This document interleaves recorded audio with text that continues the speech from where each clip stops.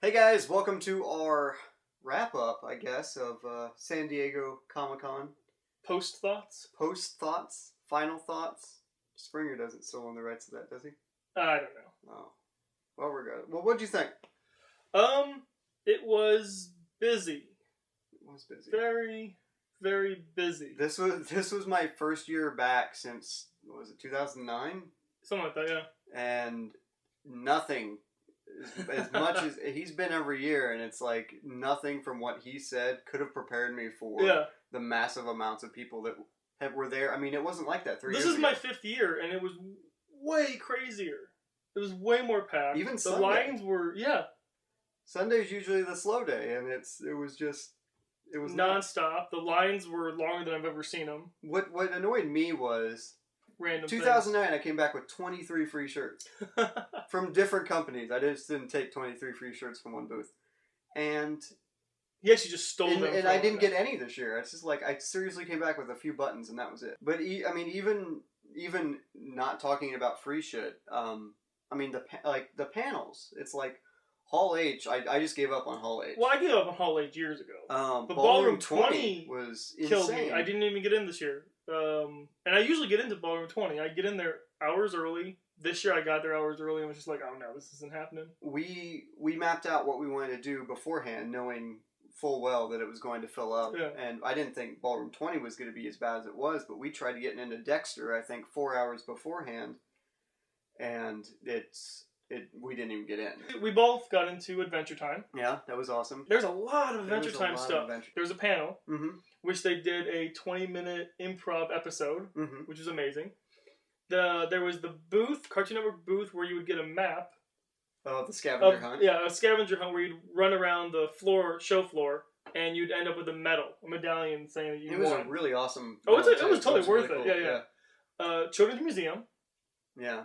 Which was an experience. It wasn't that large of an experience, but it was fine. It was cute. I think kids get a kick out of it. It was basically just like 3 rooms done up, like the Keymaster episode, or whatever that episode's called. And and you get you just get something at the end. You get a clue and then a key, and it tells you to go to a certain locker. It basically just tells you, open this locker, and you'll get something. Some were clever, and some was like, mix this number with this number and add it, and it required some thinking. Mine just says, the key's inside you. Go to locker 20 whatever. It rhymed, because it was, But you got a hat. Everybody else I talked to got a keychain. We got a Randy Korn slap bracelet. Oh, that's cool. Yeah. I want it. Did you get everything you wanted? I got all the figures and stuff I wanted. Yeah. What was the I got all the 3A exclusives I wanted, but they were all pre-order anyway. So you had to go online, and there was no waiting at the con. I just went online and like hit it the second it went up for sale, and just pre-ordered it, and then you just go the day you say you're going to go. I got the Robots vs. Zombies zombie figure through IDW. It's a 3A figure, but IDW was the one selling it. And from 3A itself, I picked up the Mighty Squirrel and the Companion Square from the Portal game. And I got this shirt from 3A, which is a forum exclusive. Ooh, you would get that. And I picked up one of their shirts. Was this was this as pricey as the figures themselves? No, the shirt's $25. Oh, okay. I did buy a shirt that was a little more expensive. It was their Comic-Con shirt. They had like 4 variants. I picked the black one, and it came in this big bullet-shaped container. What kind of articulation comes with the shirt? Plenty. Look, it just goes everywhere. Oh, cool. Nice. It's like unlimited articulation. It doesn't break either. No. It might fall apart eventually, but... It could. It doesn't break. Speaking of articulation, I do want to talk about... Yes, let's talk Leonardo! about that. Leonardo! Which you have done a review for on the website. Yeah, it's up now. Check it out. It's also on YouTube. But... Creating quite a buzz. They announced it like days before. Yeah. And... It was all shrouded in mystery. Everybody's like, awesome, and the production photos had articulation and everything, and then you get the box, and you can't see him through the box, because it's kind of like the mock-up they did at Toy Fair for those giveaway figures. And then I got home and opened it up, and I'm like, wow, he's already in a pose, cool, awesome. I go to get the joints out of limbo, and it like the plastic tears, and I'm like, what the fuck? I also bought one. I haven't opened it up yet because you opened yours first, and I'm like, I don't know what I'm doing now. I totally eBayed mine, like, immediately. Oh, really? Went second one, and I was just like, but it's like, yeah. And I've talked to Playmates, and they were like, well, it's a style we were going for. It's, it was supposed to essentially be lights coming up out of the manhole, reflecting off Leo well, it at also points, should have and been they said called if you moved statue it, or PVC figure. And they said if you moved it, it kind of breaks that thing, and I can understand that. But if you're telling me this information now, release that information with the production photos. Oh, yeah. Because the production photos showed articulation. Well, he looks very similar to the figures that were already out, sort of. I mean, there's a few changes, but it looks like it's one of those figures redone. Don't get me wrong, Playmates. It's a cool figure, cool concept. I just wish it moved, and despite the style that you were going for. I think if I knew beforehand, it wouldn't be that big of a deal. It'd be like, oh, it's PVC. Yeah, but also if everybody knew before then, I don't think it would have sold out. That's possible. And because there's a lot of people that are upset, and like I think one of the comments that we had on the video was, I can't wait for this to be in a Mexican bootleg place on the black market for like $10, and I'm like, that could very well happen. Fair enough.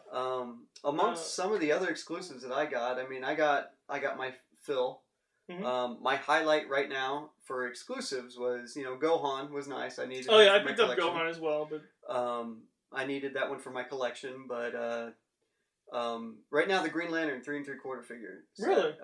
Yeah, no, they're amazing. They look awesome. They're painted just as well as the other figures, and they have neat little. So now you're gonna have to pick up all these. Now I'm gonna have to fly out to every convention apparently, and then get those. But they turned out really badass, and I wasn't expecting to like them when I got to the show, and it's like as soon as I saw them, I'm like, oh, damn it. But I think my favorite, and I didn't even know about this character until I talked to you about it, was oh god, I forgot. I love the fact that you bought this. Oh yeah, for yourself. I bought it on Thursday or Friday. Now is Derpy going to be jealous? Oh, he's already jealous. Fair enough. I texted him like as soon as I bought it. I ended up walking up to a guy in the Hasbro line because I don't even mess with the Hasbro line. And he was going up next, and I go, dude, if I give you $23, will you just put this on your sheet? Because they give you the little catalog marker thing this year. And well, that's what they do. That's what they've been doing every year. Basically, they give you a list of all their figures, and they tell you what the limit is, and they stamp the back of your pass because you're only allowed to buy so many at the con. Mm. And that's just the way the limit. So if somebody's not going to buy their maximum amount of Derpy, I think he was getting 2, and then I was like, okay, here, 3. Nice. And then he just handed it over. I mean, it seriously took like 4 minutes, and I laughed at everybody that was standing in line. Well, that line, people would get in line for Hasbro like at 1 a.m. and just wait overnight. I don't collect My Little Pony at all. But it's like when you told me about the character, and I was just like, oh man. I mean, it's the character's so different enough than all the other ones that I'm like, yes, I have to have this. And there's the controversy going around with it where they're like, and I think I'm not even fully diversed into it. I think that's a lot of why the name Derpy stuff isn't on the package. Yeah. But it's like, it just says pony figure. All these groups that are getting all pissed off over, oh, you can't call him Derpy because what it means. It's like Derpy probably wasn't even a word last year. Doesn't. Well, no, it doesn't mean what they think it means. Yeah, and it's like regardless if they think it is what they think it is, it's like a whole lot. You spend 20 some odd years telling people that the word retarded isn't politically correct. So people would come up with some other word that sort of means that, and now you're doing that. So it's like I could say and say, which you do say a little too often. And I do say that a lot, and that could essentially end up being some hate speech pretty soon. Let's get it made. Hate speech. La la la. Post your definitions. I didn't make it over to Petco Park like I wanted to for the Walking Dead experience. Well, the problem with that is it costs so much money. Yeah. It's like $15 just to watch, which is cool, but people posted videos from like GoPros on their hats of them doing it on YouTube, and it's not worth that much money. Really? You're right. I haven't seen anything yet. It was like $75. It's not really on the field. It's almost around the concession stand, and it's just like, here's a pallet full of crap, and here's something you have to crawl under, and then there's slow-moving zombies. It's $75 bucks. I would have paid it's already 20 for hot. it. And you've been walking around all day. Yeah, it just doesn't seem like one of those things you want to add to 50 minutes. Yeah, it's like, I got a lot of shit to do. But anyway. We got to chat with Brian Flynn, who's the owner of Super 7. They do like little art figures and stuff like that. Yeah, they're in the art vinyl section. But they were kind of spotlighted by a lot of news websites of something that they were doing. What's that? We felt the need to talk about it. Check it out. BC Direct here at ToyWorldOrder.com at San Diego Comic-Con 2012, and with me is the owner of Super 7, Brian Flynn. Now, they've had a little bit of a spotlight here at the convention this week about a little line that they have called the Reaction Figures. Brian, why don't you tell us about it?